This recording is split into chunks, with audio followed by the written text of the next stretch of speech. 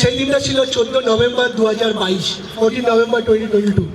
So that day was the founding day. So meeting এর পরে শেষে তখন ঈশ্বর কথা বললো যে why not let's make a foundation, a platform, আমাদের খ্রিস্টান সোসাইটিদের জন্য একটা প্ল্যাটফর্ম করা হোক যেখানে ইন্ডিপেন্ডেন্ট চার্চেরা এসে খেতে পারবে, সহভাগিতা করতে পারবে। So and you know the main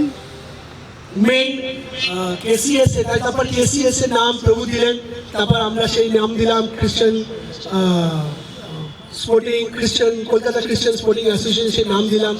তো মেন আপনারা জানেন ইউনিটি হচ্ছে uniting the body of Christ through sports. তো এটা আমাদের মেন ধারণা এবং মেন আমাদের এজেন্ডা। তো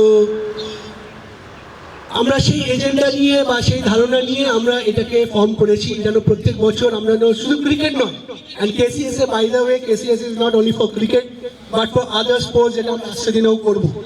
সো সেখানেও আপনারা অংশগ্রহণ করতে পারেন।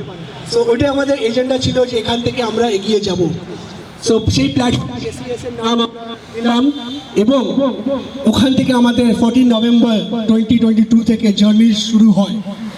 তো বাট যেহেতু খ্রিস্টান একটা টুর্নামেন্ট সিটিতে হচ্ছে, সো নাম কি দেবো, একটা খ্রিস্টান একটা স্পেশালি একটা নাম দিতে হবে যেটা ট্রফির নাম হবে, যেটাতে আইডেন্টিফাই হবে আসছে দিনে।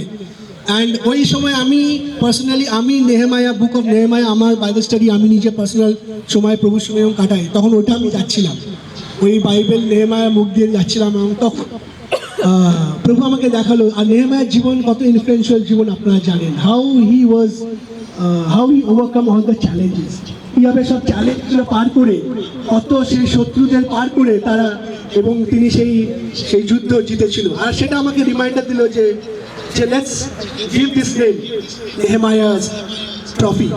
তো আজকে সেখান থেকে সেই নাম আমরা দিই, সেই নেহেমায়া চ্যাম্পিয়ন্স ট্রফি, সেখান থেকে নাম আসে, প্রভু সেই নাম আমাদেরকে দেন এবং আমরা সেই নাম নিয়ে এই 4 বছর চলছে।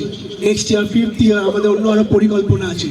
সো এটা আমাদের পরিকল্পনা যে কীভাবে আমরা এগিয়ে যাবো। জাস্ট একটা টাচ দিলাম যেন আপনারা একটু ভ্যালিউ দেন। অনেকে না নতুন আছে, অনেকে হয়তো জানেনই না কোথা থেকে শুরু হয়েছে আর কী উদ্দেশ্য একটাই, সেটা আমি অলরেডি আপনাদেরকে বললাম। সো আমি রিকোয়েস্ট করব সবাইকে, স্পেশালি ক্যাপ্টেন্সরা ভালো করে জানে, all the captains know very well what are the rules and regulation and what are the consequences, কী আছে। সো প্লিজ এটাকে বজায় রেখো।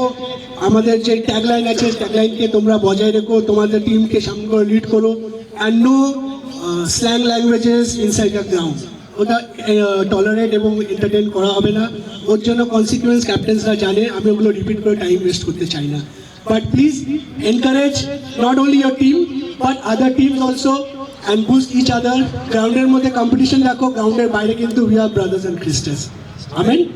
সো প্লিজ এটাকে বজায় রেখো। অ্যান্ড আমি তোমাদের মতো ইয়াংস্টারদেরকে আসতে দিনও দেখতে চাই।